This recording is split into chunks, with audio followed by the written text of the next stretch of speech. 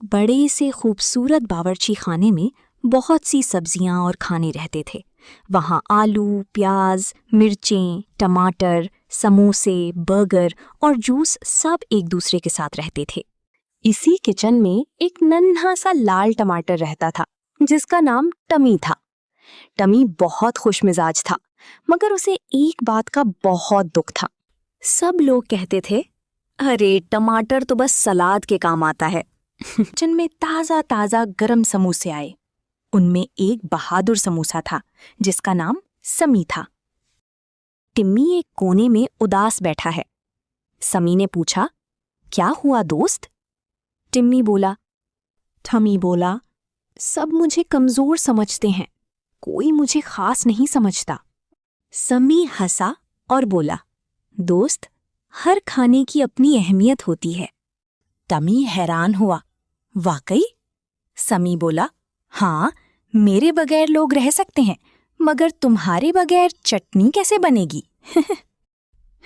ये सुनकर टमी हंस पड़ा। उसी रात किचन में एक मसला हो गया। फ्रिज अचानक बंद हो गया। सब चीजें घबरा गईं। दूध बोला, अगर सुबह तक बिजली ना आई तो हम खराब हो जाएंगे। सब डर गए। प्याज बोला, मैं नहीं जा रहा। मिर्च बोली, मैं भी नहीं। सब परेशान थे। तभी समी बोला, हमें कोई हल सोचना होगा। टॉमी बोला, बावर्ची खाने के बाहर एक छोटा जनरेटर है, अगर कोई स्विच ऑन कर दे तो बिजली वापस आ सकती है। तब समी खड़ा हुआ, मैं जाऊंगा। टिमी भी बोला, मैं भी साथ चलूंगा। वहां एक मसला हो गया। दरवाजे के बाहर एक मोटी सी बिल्ली बैठी थी। बिल्ली जोर जोर से म्याऊं म्याऊं कर रही थी। टमी डर गया। समी, मुझे खौफ आ रहा है।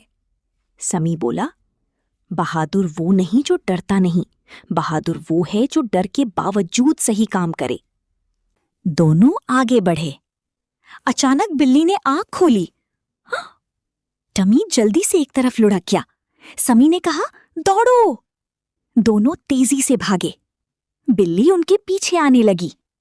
टमी ने फौरन एक चम्मच को धक्का दिया। चम्मच जमीन पर गिरा। टिंग! बिल्ली डर गई और वापस भाग गई।